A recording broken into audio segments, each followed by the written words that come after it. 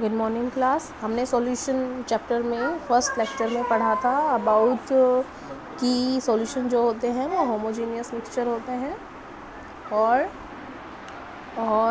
जो heterogeneous mixture होते थे उसको इस चैप्टर में कुछ नहीं पढ़ना। हिट्रोजीनियस मिक्सचर दो टाइप के थे, क्लोइडल सॉल्यूशन एंड सस्पेंशन, वो आप 11th में पढ़ चुके हैं। ये पूरा चैप्टर जो है वो सॉल्यूशन के बारे में है, इसका मतलब होमोजीनियस मिक्सचर के बारे में है।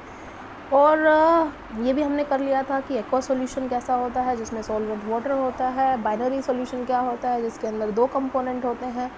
मोस्टली हम दो कंपोनेंट के लिए ही पढ़ते हैं, सॉल्यूट एंड सॉल्वेंट। सॉल्यूट जो लेस अमाउंट में होता है, सॉल्वेंट जो ज़्यादा अमाउंट में होता है। और हमने कल टाइप्स ऑफ सॉल्यूशन भी कर लिए थे। टाइप्स ऑफ सॉल्यूशन में हमने gaseous solution, liquid solution and solute solution complete कर लिया था। और अब आज हम जो कंसंट्रेट करेंगे वो करेंगे एक्सप्रेसिंग कंसंट्रेशन ऑफ सॉल्यूशन पर।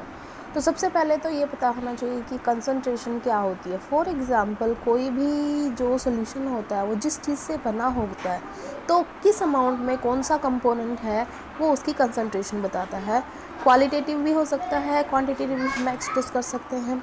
फॉर एग्जांपल जैसे हमने मास परसेंटेज के बारे में सुना होगा, हम सबसे पहला लेते हैं मास परसेंटेज। जैसे आपने कभी अपने मार्क्स देखे होंगे, कैसे मार्क्स मिलते हैं आपको, तो आपको मिलते हैं जैसे इंग्लिश में आपको 80% मिला, इसका मतलब क्या हुआ, आपको 80 मार्क्स मिले हैं आउट ऑफ 100। तो अगर आपको 500 में से मिले हैं 400 मार्क्स तो आप उनकी परसेंटेज निकाल सकते हैं। 400 बटे में 500 इंटू में 100, तो जो आपकी परसेंटेज आएगी वो 80% आई है। उसी तरीके से हम मास परसेंटेज, वॉल्यूम परसेंटेज और मास बाय वॉल्यूम परसेंटेज निकाल सकते हैं। तो परसेंटेज कंपोजिशन के हिसाब से हम अब आ रहे हैं concentration term mass percentage. W/W आप सिंबल देख पा रहे होंगे जहाँ मैं टैप कर रही हूँ। तो W का मतलब क्या हुआ, मास, और दूसरे W का भी मतलब क्या है, मास। तो फॉर्मूला क्या होगा मास परसेंट ऑफ द कंपोनेंट का, कि एक का कंपोनेंट जो भी मान लो हमने यहाँ पे मोस्टली हम लेते हैं यहाँ पे सोल्यूट, तो मास ऑफ सोल्यूट बटे में total mass of the solution into में 100।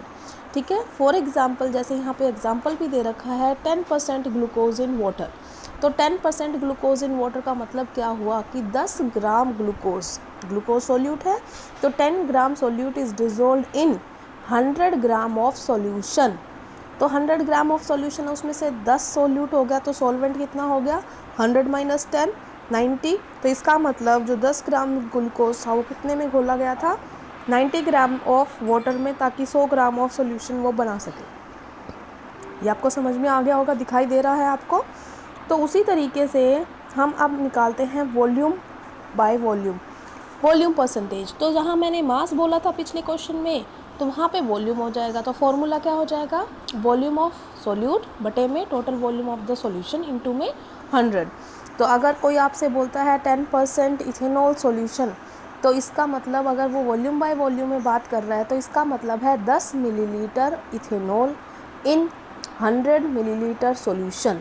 अब सॉल्यूशन में 10 अगर ml इथेनॉल है तो पानी कितना हो गया, 100 माइनस 10। ठीक है ना।